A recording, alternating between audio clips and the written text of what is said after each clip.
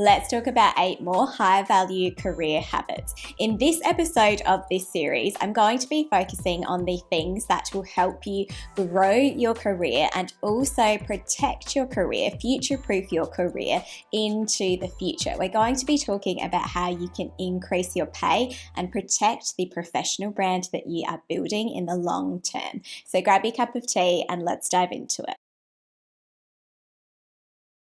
At the start of this series, I said that I had at least 3 episodes ready to go in this series because I had 24 habits that I wanted to share.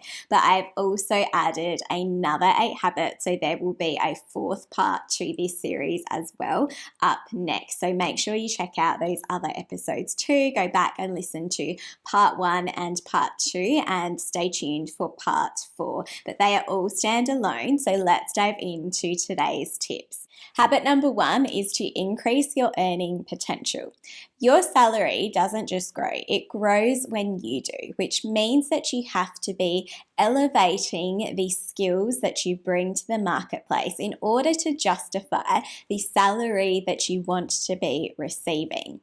This is where the idea of upskilling is often talked about. So how can you upskill yourself to become more valuable in the workplace? But what I found more interesting was when I heard the phrase skill stacking, because this then becomes not just about upskilling, but about thinking about the skills that are really relevant combinations to the profession that you are in, or how you can stand out in the marketplace, because they are a unique combination that's actually really in demand in your profession.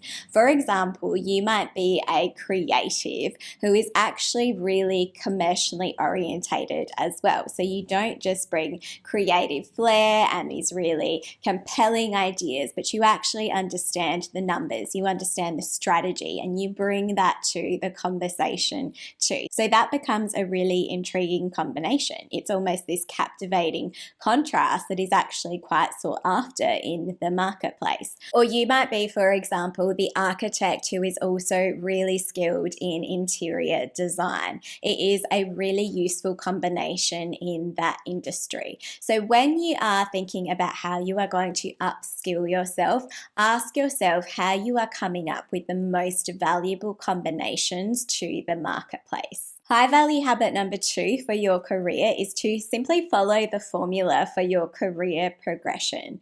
A lot of particularly well-run organizations, or maybe if you work for the government, will have really clear structures in place as to the salaries that people receive and why they receive those salaries. So this might be called banding in your organization. They might have different roles banded in different categories. They might be different levels within that as well.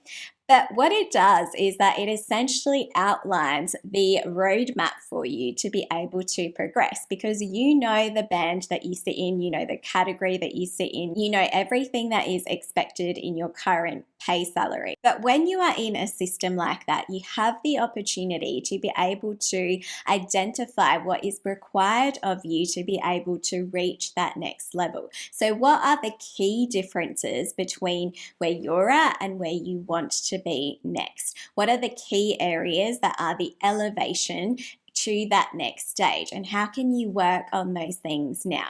So when it comes time to you being promoted, you are not assuming those responsibilities and those capabilities or characteristics for the first time. You have been demonstrating that. That is why you are the best person to step in to that next level. And if you don't have that available in your organization, then have the conversation with your workplace about what is required at that next senior level. What is the expectations? What's the difference between where you are and where they are? And how do you bridge that gap? High value career habit number 3 is to have an up-to-date resume ready to go.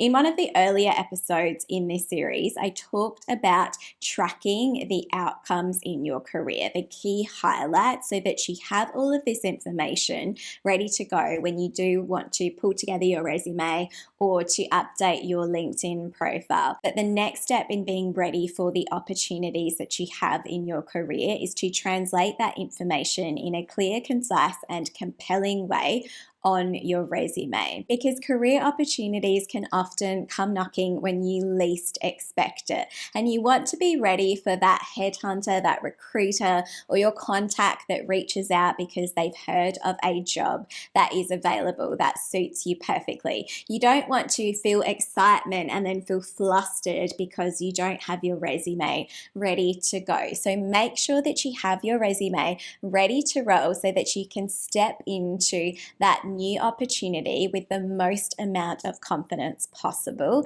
And knowing that your resume is already going to give you the best first impression, you can instead focus on nailing that interview when you get it and making sure that you can stand out in a unique way from the rest of the candidates. But how do you actually stand out compared to other potential candidates? That leads nicely into habit number 4, which is to set personal KPIs for your personal brand.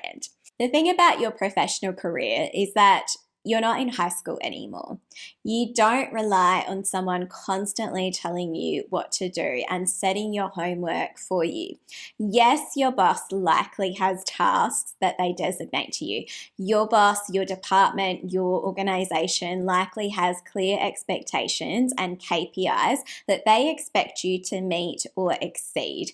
But what I would suggest is to take this further and don't just think about the benchmarks of the organization, but how you can privately set benchmarks for yourself. So while, for example, you might have a sales target for the month, you can say that, well, even though it is not an expectation in my role, I'm actually also going to set myself a business development target and try and bring in 3 new relationships into the organization every month as well. That's just one example. You can think about what might apply to your industry. Or say if there are certain expectations related to figures or numbers or turnaround, how can you actually elevate that to set a higher benchmark for yourself? Because eventually that higher benchmark that you set for yourself will become your norm.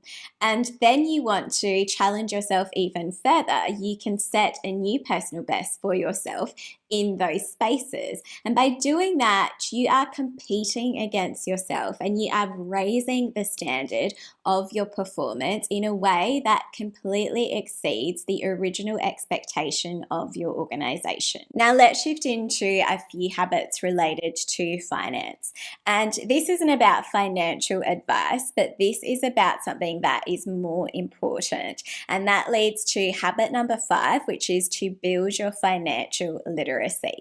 If you are relying entirely on the paycheck that you receive from your workplace, your 9-to-5 job, or however you work, part-time, full-time, whatever it is, then that means that there is a cap on the amount of money that you can earn. You know exactly how much money you are going to take home at the end of the week, fortnight, month, year, and it is exactly that. And you pay taxes and it goes into your bank account. But you could actually also be potentially even worse off if you aren't accounting for inflation as well. The value of your money is decreasing over time. And that is where it becomes really important to think about how you are growing your money outside of your 9-to-5.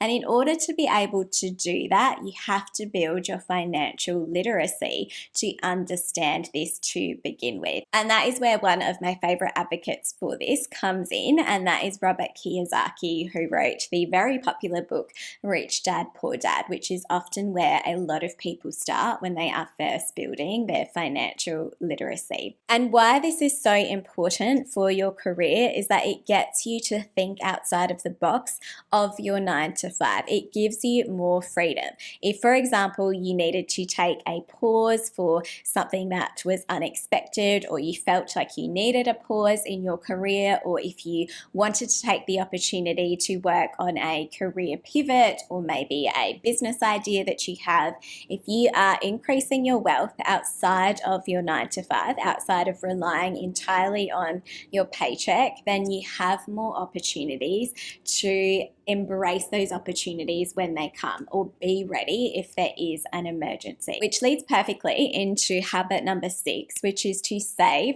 3 to 6 months of your living expenses. This is something that most financial experts tend to agree on. Some people might call it an FU fund. The more diplomatic amongst us will call it an emergency fund, but whatever it is, it just gives you that breathing room to be able to give yourself options. So if something unexpected comes up with you or your family, you know that you have those months of expenses covered. Or if you find yourself in a situation in your career where you feel compromised if you were to proceed down a particular path that is expected of you, then it gives you that option to take a step back, take the time to reset, reimagine, recreate, knowing that you have that money saved, knowing that you can take those months to be able to enter into whatever that next chapter is. And if on top of that, like I mentioned, if you have your resume ready to roll, this means that it is going to make it a lot easier for you to make the most of those months if that circumstance ever occurred in your life and you needed to take that time. You've got everything set up to be able to tackle that period of your life with confidence should it ever come up. And this is also like having a peace of mind fund as well. It's not manifesting that those things will ever happen, but just knowing that if there is ever something that does occur, you have almost your personal insurance to be able to cover that. Number 7, high value career habit is to create win-wins. I talked about this in an earlier episode on money mindset and some of my favorite books on this topic. And one of them was Happy Money.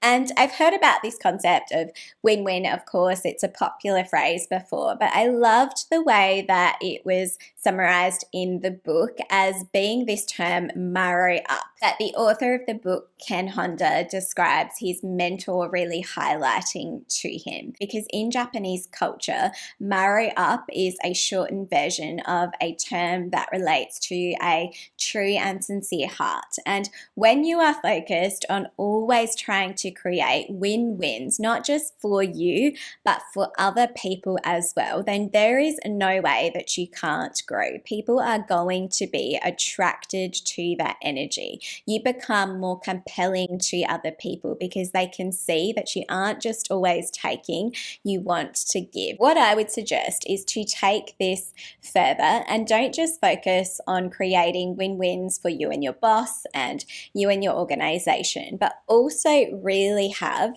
the customer that your organization serves at the heart of the win-win mindset as well. So how can you create win-win-wins? For example, how can you have a customer-centered approach that surprises and delights the customer, that delivers beyond anything that they were expecting as well? So you win, your organization wins, and the customer wins too. High value career habit number 8 is to future-proof your career. With the combination of AI, automation, globalization, roles are shifting at a rapid rate. So you don't want to just get comfortable in whatever role you are in. Job security is rarely ever guaranteed. So you want to make sure that you aren't just getting comfortable in your job. How are you constantly staying ahead of the marketplace and what the marketplace is demanding and what you predict it is going to be demanding in the future as well? So how can you not just upskill yourself and skill stack for what your industry is needing now, but what you expect it to be needing in the future? So to do that, you want to stay across what is happening in your industry in terms of the job market, whether you are looking for a job or not. So for example, research roles that are being recruited for on an ongoing basis so that you start to get familiar with the skills that organizations are looking for. Because if you find yourself out of a job and then you are trying to look for a new job and you haven't realized that the organizations around you have shifted into also expanding their skill sets into new areas that weren't even on your radar, then that is going to put you in a really tricky position. So you want to make sure that you understand what the industry is demanding outside of your 9 to 5 and into the future. Thanks so much. For more in this high value career habits series, check out part 1 and 2 of this series and stay tuned for the next episode as well.